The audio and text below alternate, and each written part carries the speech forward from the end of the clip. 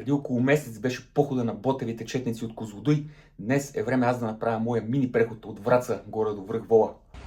Ще се опитам да завърта маршрута от вкъщи. Първо трябва да стигна до квартал Медковец. 11 сутринта и вече е 30 градуса. Днес ще стига до 35. Е, така ще се чувствам в края. Коя друга била мога да се похвали с така гледка. Ще влезна ударя едно сокче на екс за захар. Квартал Медковец остава зад мене. Сега е време за малко сянка в гората. Сега след малко ще ви покажа едни от най-красивите скали във Врачанския Балкан. Правил съм доста видеоматериал за това място. Е, там се казва Манастирски дол. Някъде там е погребан Христо Ботев. Но скалите тук са едни от най-красивите, които съм виждал. Препоръчвам да дойдете и се набиете там вътре. Моя път обаче продължава насам. Трябва да захапа жълтата маркировка или Ботевия път. През лятото до сега не бях идвал. Малко е джунгла, ако трябва да съм честен. 1 час и 5 км и половина по-късно и официално съм на Ботевия път. Жълта маркировка и сега почва моето изкачване. Ето и табелата, маршрут Ботев път, Враца, местност Йолковица, върху Колчица. Ето е табелата за Ботевия път, каране да завием надясно, но искам да ви покажа, тук през тия папрати има пътека, която води до Паволче. Аз минах от тук през пролета, когато ходих да водопад шопката и беше доста проходимо, но сега като гледам с тия папрати е брутален обраслък. За щастие обаче, моя път продължава по хубава горска пътечка. По пътя, между другото, ще видите ето такива плочи много. Следващ чекпоинт, още една плоча, маркировка за там нагоре. Път на Ботевата чета. Нямам дечицата преди месец на каква температура сте го изкачвали, обаче в момента жегата прави този елементарен баир изключително труден. Понабрах малко височина, някаква гледка се вижда от тук.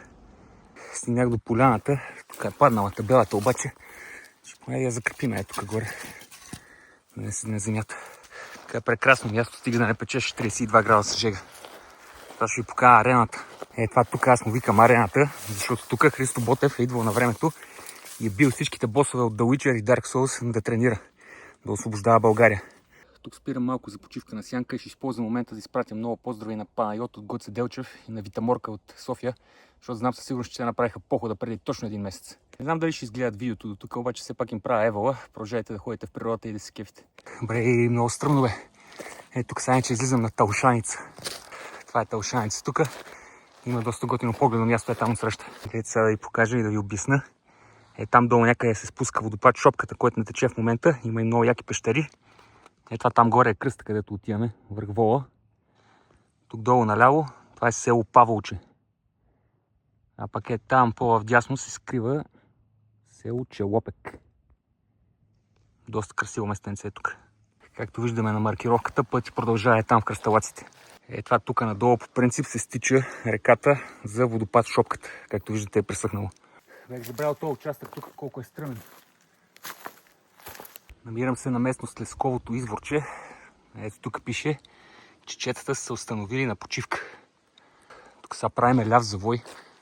Искам да ви покажа това дърво. Гледайте такъв гигант. Опа! Кончовци. Бягайте, пичове, бягайте. Тая местност тук беше последната сянка. Сега има един много стръмен баир до връх Качуля и вече след това е сауна. Гледайте просто.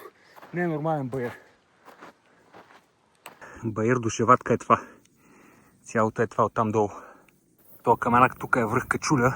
Нямам идея откъде се изкачваш, трябва да се минат през тия шубраци тук. Ето вече съм тук на билото. Вижда се бруталната зеленина на Врачанския Балкан. Ето е беседката. Сега това, което трябва да се случи е да мина така отстрани. И натам към Вола. Преди да отида на паметника и на връх Вола, обаче ще се отбия до лобното място на Христо Ботев да ви го покаже и него. Вижте колко е красиво просто в тия бунки и тази зеленина.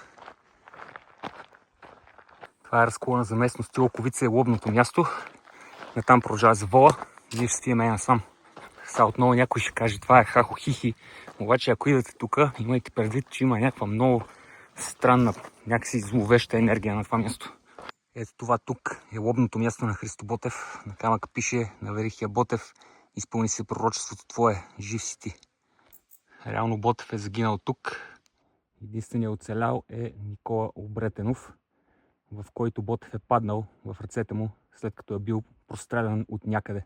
Препоръчвам да дойдете и до тази табела да се запознаете тук с абсолютно цялата история, всичко, което се е случило на това място. Може би ще е много тъпо изказане от моя страна, но смятам, че всеки един българин трябва поне веднъж в живота си да дойде на това място и да отдаде почет към Христо Ботев. След като посетите това място, ви съветвам да посетите скалите на Манастирски дол. Говори се, че Христо Ботев, след като е бил убит тук, е погребан някъде там няколко дни по-късно. Доста се натоварих ментално от това място. Съм мисля, слезна тук долу. По спомен имаше някаква беседка.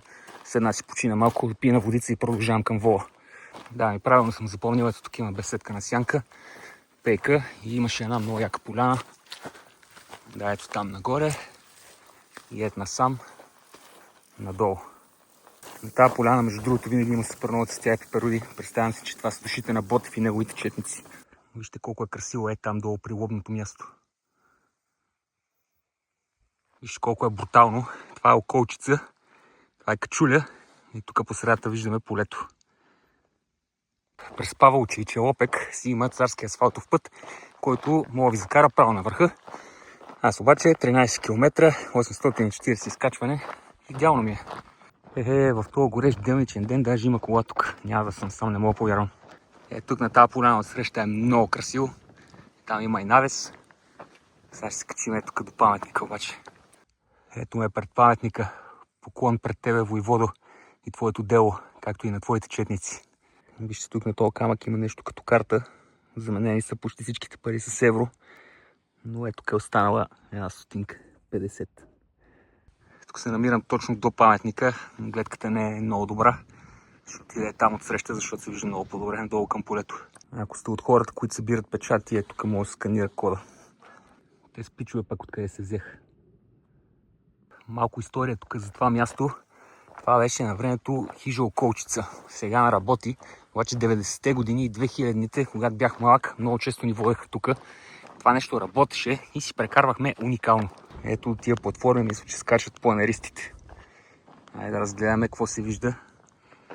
Доста е по-красиво от тук, не мислите ли? Полето, долу селата. Някъде отсреща трябва да е Мездра. Не искам да сочи да наименувам, защото ще сбъркам. Вау. Сега трябва да слезна там долу в село Паволче, по някаква пътека, по която не съм минавал никога, така че се връщам обратно към паметника и някъде в страни от него е пътечката. Така, сега пътеката ми дава към Паволче, някъде е тук в тия хръсталаци. Никога не съм минавал тук, така че това ще е приключение според мен. За сега е много добре. Малко е стръмно, обаче се ходи. Тук някаква тръба се прокара и чувам как се движи вода. Ама че шма йок. Много се надявах да тече. Искам само да ви кажа, че тази тръба не свършва. Някой тук си е играл супер много. Но нещо е много сигурно за тази пътека. Много е стръмна, много е камениста. И ако се качваш сутринта, няма никаква сянка, слънцето ще те изпържи. Тук се откри интересна гледка, към уния скали. Има даже някакви флагове на тях. На картата обаче аз не виждам върхове. Тук горе също. Нямам идея това откъде се катери. Вече съм почти до Паволче. Вижте, тук са сложили българското знаме, евалата. Продължаваме направо.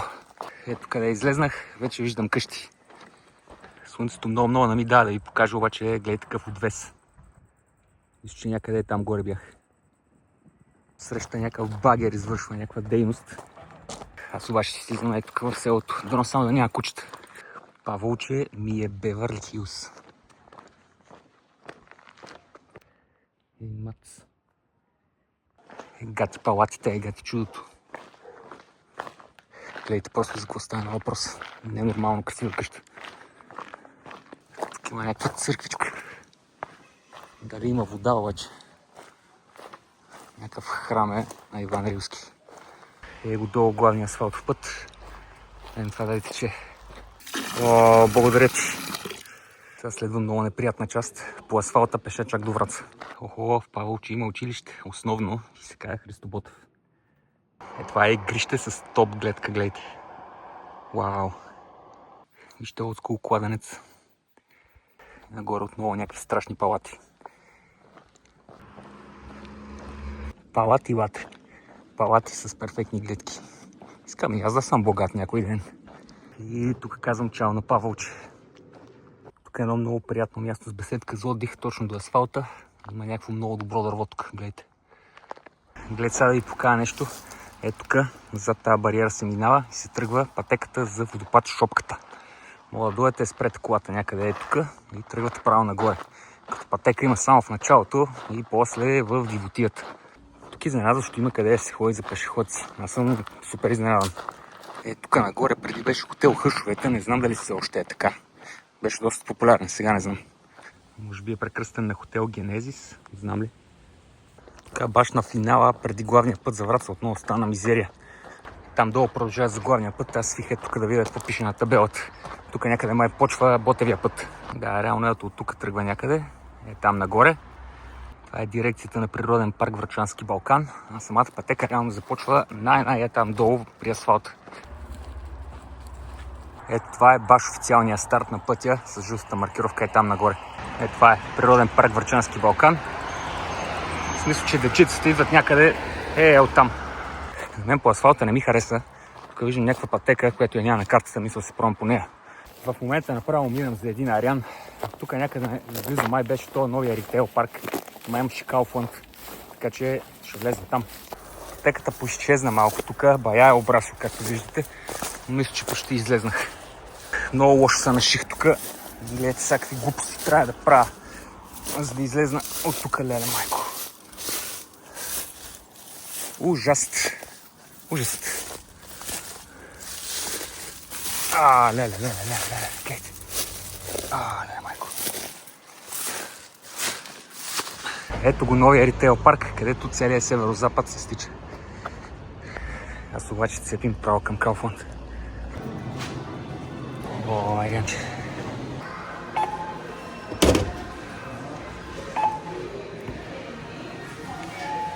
Лошо ми е.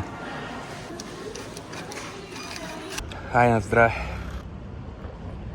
И сега имам 3 км до вкъщи, с които ще станат 27 км целият преход. Изпих 1 литър мляко. Доволен съм. Хопа, обратно на квартал Метковец. Ето на финала пред блока, краката мръсни, часовника 27 км и половина, 900 изкачване, 7 часа. Разглобих се днес, обаче се заслужаваше и ако сте гледали до тук, благодаря ви и до следващия път.